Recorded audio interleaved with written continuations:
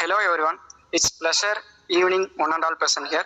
We gather here to gain a knowledge on abroad studies which will be given by Shakti Arun Subramaniam from currently doing Master of Biomedical Science in University of East London in the United Kingdom. போனோம்னா எப்படி போகணும் அந்த road map. Okay fine. இப்போ வந்து ஒரு நானுமே middle class தான், நானுமே கொஞ்சம் ஸ்ட்ரகிள், எனக்கு ஃபண்ட் வைஸ் ரொம்ப ஸ்ட்ரகிள் ஆச்சு. லைக் நம்ம ஒரு மைண்ட் ஃபிக்ஸ் பண்ணிட்டோம் அப்படின்னா, இப்போ இங்கே வந்து படிக்கணும், ஃபாரின் போயே ஆகணும் அப்படின்னு ஃபிக்ஸ் பண்ணிட்டோம்னா நமக்கு வந்து எப்படியாவது ஃபண்ட் எல்லாம் அரேஞ்ச் பண்ற மாதிரி தான் இருக்கும். நம்ம வந்து ஃபண்ட் ஒரு ரீசனா வச்சு நம்ம இதை வந்து ட்ராப் பண்ணிடக்கூடாது. ஸோ ஃபண்ட் நான் வந்து ஃபர்ஸ்ட் லோன் போடலான்ட்டு தான் பார்த்தேன். அப்புறம் லோன் போட்டால் நம்ம வந்து லைக் ஸ்டடீஸ் முடிச்சதுக்கப்புறம் இன்ட்ரெஸ்ட் அதிகமாக வரும்.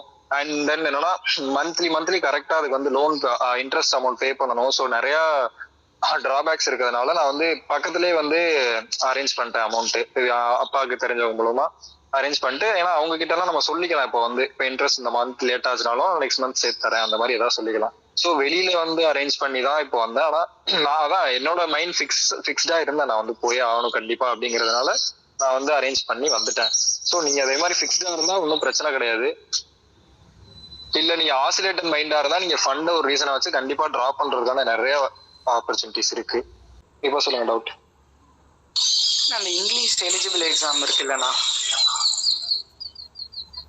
ஆமா, இங்கிலீஷ் எலிஜிபிலிட்டி அதை பத்தி. ஓகே, இப்போ English eligibility exam, okay fine. இப்போ வந்து IELTS TOEFL இந்த மாதிரி 2 எக்ஸாம்ஸ் இருக்கு. இப்போ நீங்க இங்கிலீஷ் 10th and 12th வந்து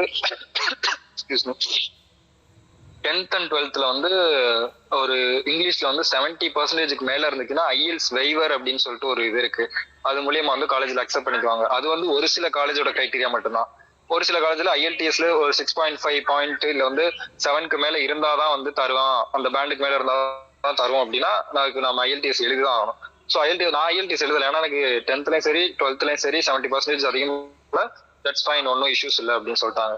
இப்போ இங்க வந்துட்டு நீங்க அதுக்கப்புறம் கொஞ்சம் ஓரளவு இங்கிலீஷ் ஓகே ஆயிரும், நீங்க வந்தா இங்க மேனேஜ் பண்ணிக்கலாம். ஸோ இதுக்கப்புறம் நான் IELTS எழுதிட்டேன்னா அது வந்து ஒரு சேஃபர் சைடு தான். நீங்க IELTS வெய்வர்ல வச்சு வந்தாலும் நீங்க IELTS எழுதுங்கன்னா அது வந்து உங்களுக்கு சேஃபர் சைடு தான். பட் அதுல வந்து ஒரு 6 பேண்ட் எடுக்கிறதுங்கிறதே ஒரு கஷ்டமான விஷயம். லைக் நீங்க வந்து கோச்சிங் கிளாஸ் போனாலும் சரி, அது வந்து அவங்க எல்லாம் அது சும்மா நார்மல் எக்ஸாம் தான். Reading, writing and hearing something 3 criteria நினைக்கிறாரு, ஷுவரா தெரியல.